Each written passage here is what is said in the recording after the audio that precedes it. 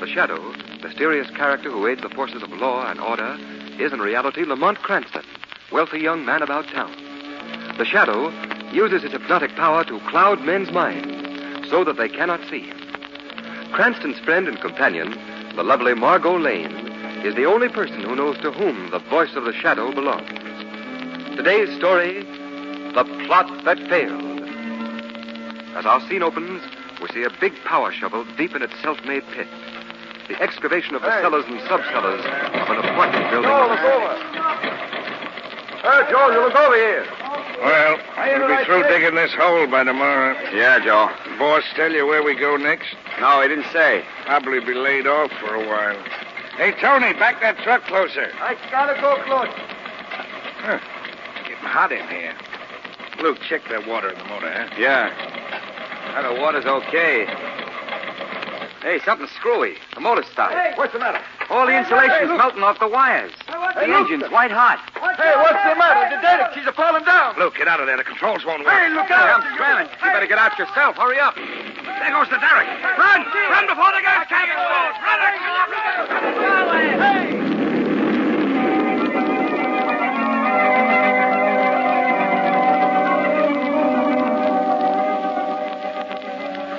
All right, Margo, all right.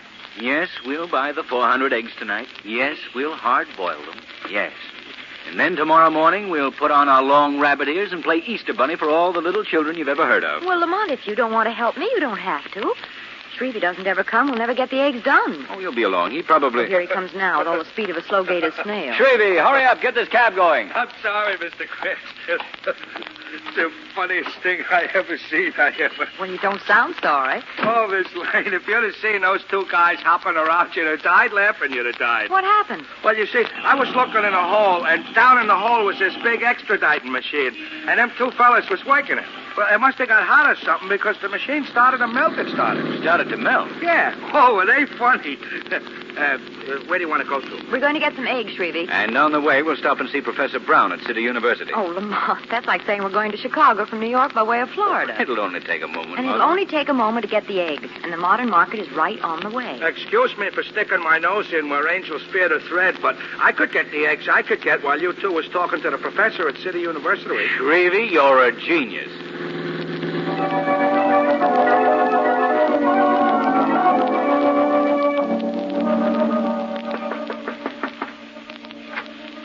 Oh, Mr. Cranston, I believe. Come in.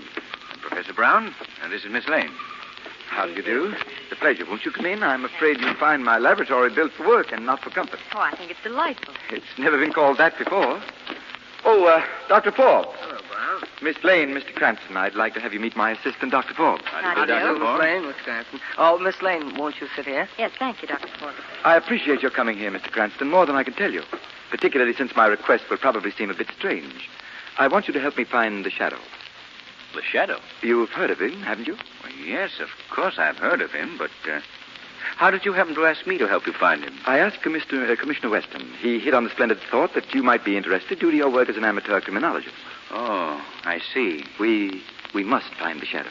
Well, from what I know of that elusive gentleman, that's a man-sized job in itself.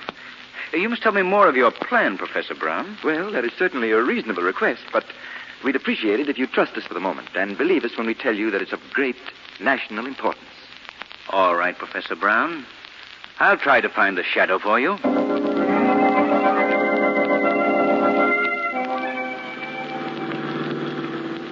Lamont, that's one of the funniest things I ever heard. Miss Lane, if you don't mind my sticking Yes, my I know nose... where angels fear to tread. Precisely. Well, Professor Brown just asked Mr. Cranston to find the Shadow by tonight. Oh, that's a hot one, as the fella said. Did you get the eggs, Shrevey? Oh, the eggs. Yeah, I got them. Good, Shrevey. Let's get going. Commissioner Weston's office. Commissioner Weston?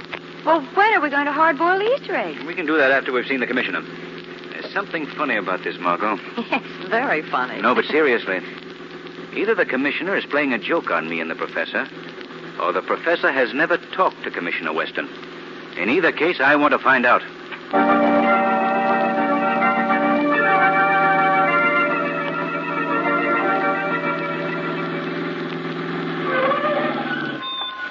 We have arrived at our destination, Mr. Cranston. Fine, Shrevey. Mr. Cranston, when you see Commissioner Weston, would you put in a good word for my bosom friend and companion, Big Charlie? He's in a clink, he is. Well, not this time, Shrevey. We haven't much time. Don't forget there are 400 eggs eagerly waiting to be boiled and decorated by Easter morn. You wait here, Margo. I won't be long. Lamont, if you're not back here in 10 minutes, Shrevey and I'll come in and boil all 400 eggs right in the commissioner's office.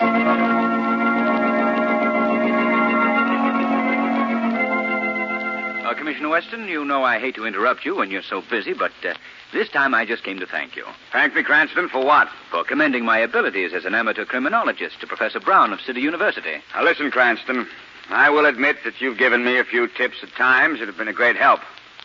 But I never recommended you as a professional or even an amateur criminologist to anybody. Much less Professor, what's his name, at City University. That's all I wanted to know, Commissioner Weston. Many thanks and good day. Cranston, what's on your mind? Come back here. I've got to cook 400 eggs for Easter.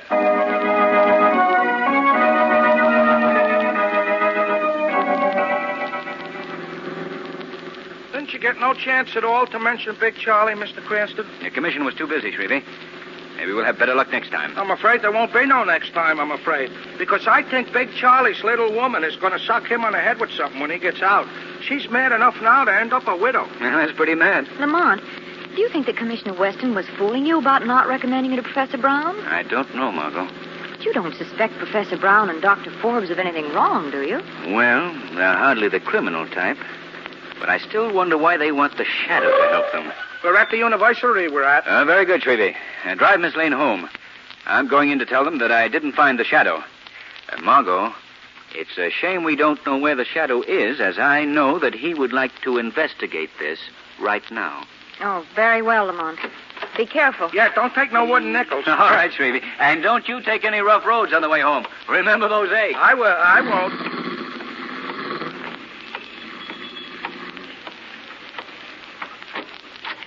Yes? Who's there, Professor? I saw the door open and close. Oh, so did I. You're quite right, Dr. Forbes. Oh, what did you say, Brown? Professor Brown said nothing. It is the shadow that speaks. Extraordinary.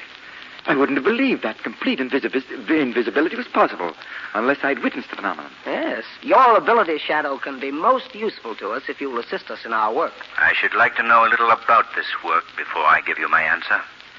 Just what do you plan to do? Well, it's perfectly reasonable for you to ask.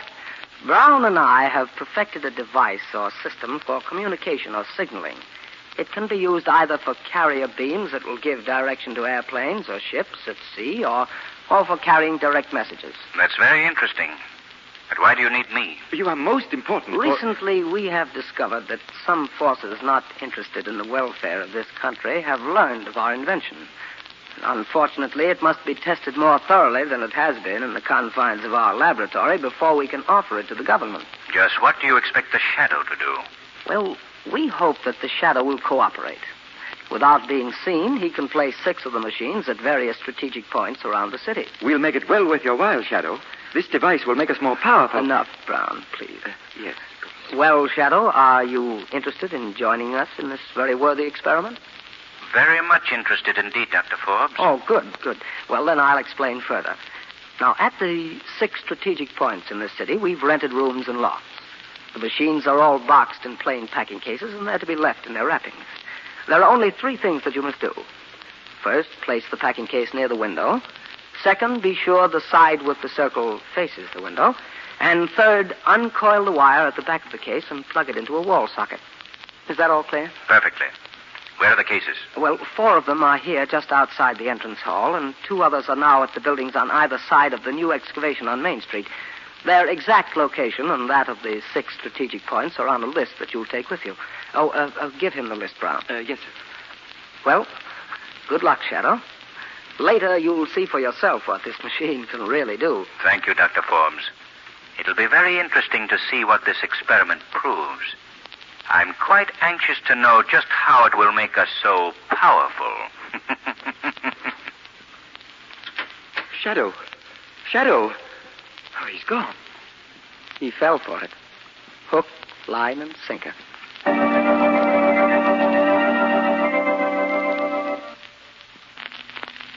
It is several hours later. We find a very tired and footsore Lamont Cranston struggling off the elevator of an apartment building with two heavy bundles, one under each arm. He goes down the hall.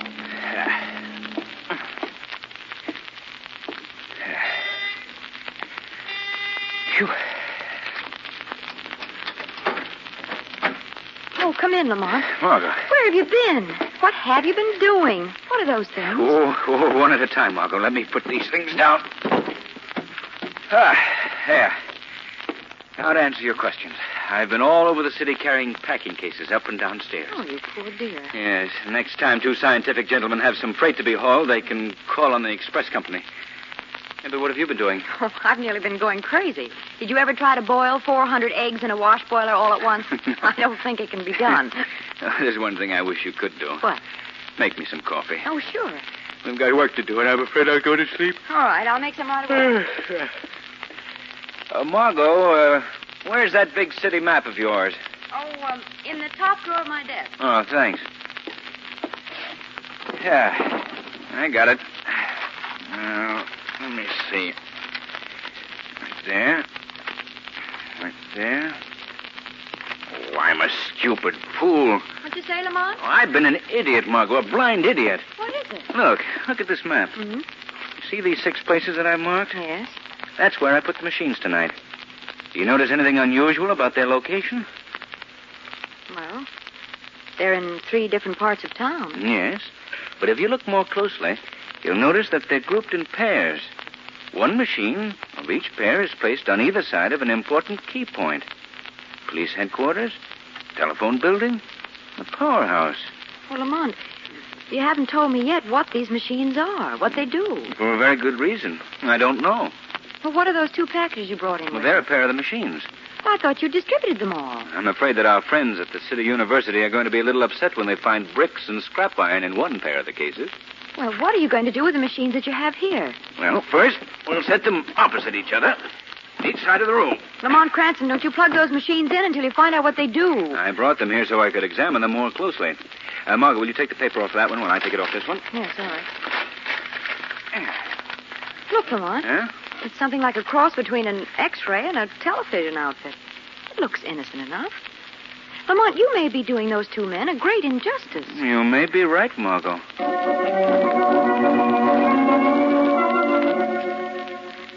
Well, Brown, is everything in order? Did you check all the machines? Yes, Dr. Forbes. The Shadow has been a good and efficient assistant. The machines are all in place and working. Now the only thing to do is to wait. Good. You know, it's a shame that we have to destroy the Shadow. He could be most useful, but it's too dangerous to allow him to live to learn the true purpose of my machine. Your machine? Yes, mine. But I invented it. Yes. Unlike so many inventors, you were too stupid to realize its true potentialities. Without me, you'd still be nothing. Now you stand on the threshold of a new life. A new life? What is our first step after tonight? You don't have to worry about that. Oh, but come, there are a couple of things yet to be done. Are the 2 extra machines set up in the room behind the laboratory? Yes, they are. And the control panel is in order right by the door. Have you tested it? Oh, yes, of course. All right. Now, the next thing to do is for you to call Lamont Cranston and his friend Miss Lane on the phone and have them over here at a few minutes before midnight. What for? Oh, just to thank them for finding the Shadow for me and perhaps reward them with a demonstration of the machine. I'm sure they'd be interested. Dr. Forbes, are you planning to destroy them, too? They know too much. They know nothing. I can take no chances. But that's murder. Murder, I tell you. You're right, Professor Brown. You know, sometimes I get so carried away with the importance of our invention that I lose all perspective. I'm sorry. Oh, forget it, Doctor. I'm afraid I was upset, too. Oh, that's all right. Oh, by the way, Professor, would you get me my heavy rubber gloves? I want to check on you high-tension insulators. Oh, surely. Where are they? They're in the room back of the laboratory. I'll get them. I don't see your gloves back here. But Dr. Forbes, get away from that control panel. Don't touch that switch. You fiend! You fiend! Don't! Ah! Exit, Dr. Brown. Completely.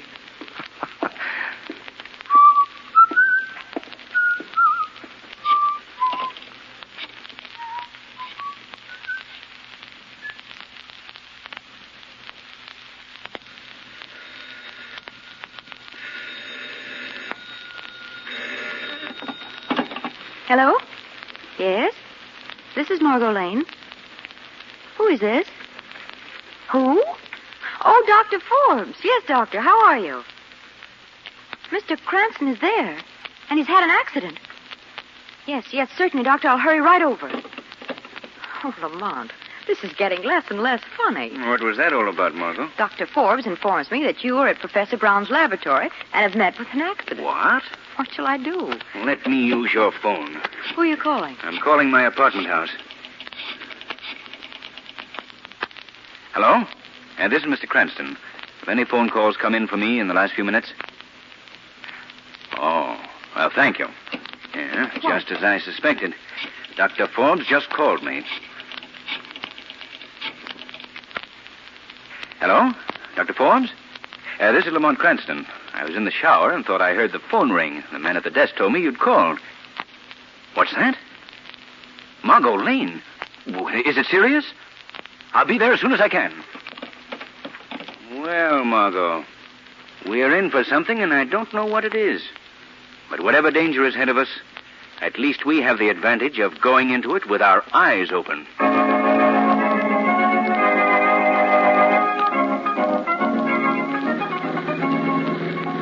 Where to, Mr. Cranston? Well, we want to go to the City University, Shrevey. Yes, sir.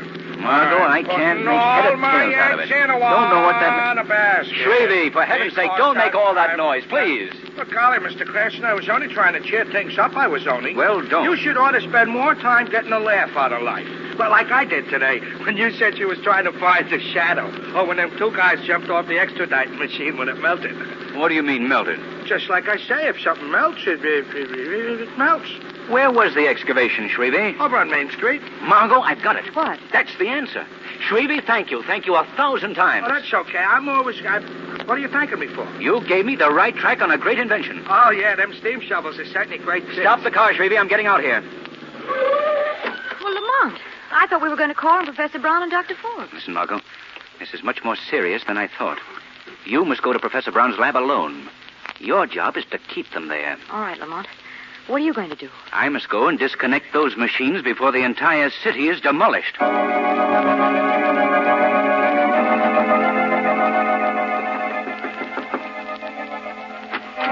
Oh, Miss Lane. Oh, I hurried as fast as I could, Dr. Forbes. Is Mr. Cranston all right? Oh, it's nothing serious. Come with me. He's in the room in back of the laboratory. Oh, I do hope he's all right. Right in here. Sit down there, Miss Lane. What is the meaning of this? Sit down, Miss Lane. I'm sorry to have to do this, but I feel that you'll be less bothersome to me if I tie you to this chair. Stop it. This room is completely soundproof, so you can make all the noise you wish. Oh, let go of me. Where's Mr. Cranston? I guess you're securely tied. I hope none of the ropes cut you, but they won't hurt long. Well, what are you going to do to me? Much as I deplore the necessity, Miss Lane, you must be destroyed. You see, you've inadvertently run into something a little bigger than you are. A simple plot that can't fail. I, one man alone, will know the secret of the gradual but complete demoralization of this whole country, and eventually our whole civilization. You alone? What about Professor Brown? I'm sorry to say, Miss Lane, that he outlived his usefulness. Professor Brown is no longer associated with me. For that matter, he's no longer associated with this world. It's rather amusing. I wonder what's keeping Cranston. He should be here. Perhaps it would entertain you, Miss Lane, if I were to tell you about my invention. You're the most cold-blooded fiend I've ever heard of in my life. Strangely enough, that's a compliment. Thank you. But now to my invention. Yes, tell me about it. Well, the simplest explanation is that it's a machine which generates invisible rays. But when two of these machines are placed opposite each other, unbelievable heat occurs at the point where the rays meet. Interesting, isn't it? But, Dr. Forbes, why must you destroy and kill? Why don't you put this great invention to some good use? Well, my dear Miss Lane, that depends entirely on one's point of view. Now I must show you exactly how this invention works. Directly in front of you is one of the machines in that packing case. Behind you is another one. Here by the door is a control panel. When I pull this lever, in less than 5 seconds, you will completely disappear. You'll be dead. Gone. Interesting, isn't it? Well, Miss Lane, I'm sorry. I can't wait any longer. I'll deal with Mr. Cranston separately. But you are going to die now. Don't touch that control panel, Dr. Forbes. Shadow. Tonight, Dr. Forbes, instead of destroying the 3 strategic points in this city, The machines that would have caused this damage have been destroyed. And you, Dr. Forbes, will be giving another lecture on your machine, but this time to the police. You're wrong, Shadow. The police will never know. There are 3 people in the world that know anything about my invention, and all 3 of us are in this room. None of us are going to leave this room alive. Amusing, isn't it? Shadow, no matter what you say, I'm going to destroy us all. Now! The lights. The current is off. Shadow, you threw that main switch on the wall. Shadow, I know where you are, and I'm going to shoot you. I'm afraid you didn't know where I was, Doctor. You can never harm the Shadow by shooting at his voice. His voice can come from anywhere. Amusing, isn't it? It'll do no good, Forbes. I have 1 shot left, Shadow. I saved it for myself. Shadow, turn on the lights. Oh, I never expected to see lights again. Now, Margo, he's dead. The rest of this case is for the police. Lamont, I hate to bother you, but you'll have to untie these knots. Oh, Margo, what a terrible experience for you. How do you feel? If I were shaking any more, I'd fall apart. That's too bad. Now, what's the matter? I'll see. Wait a minute, I'll go with you. I don't want to be here alone. Shrevey. I hope you'll excuse me for busting in the door, but I'm scared, Miss Lane. It's about them eggs. The eggs? Yeah, the eggs. You see, I thought it would be a nice surprise if I went to your place and cooked the eggs. So I put the wash boiler full of eggs on the living room floor on a hot plate, and then I thought I'd amuse myself by turning on one of them new television sets it looks like you got in your apartment. Shrevey, you didn't try them, did you? Yeah, I turned the switch on one of them and nothing happened, so I tried the other one. I just threw the switch on and off quick like. Miss Lane, I don't know what happened. I can't find the wash boiler. But, Miss Lane, right in the middle of your rug, you got 400 of the nicest scrambled eggs you ever saw.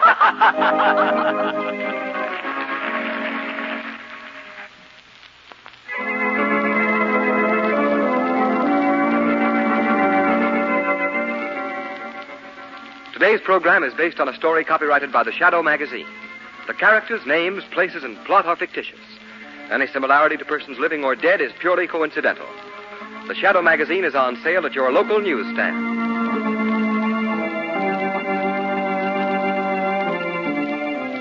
The weed of crime bears bitter fruit. Crime does not pay. The Shadow knows.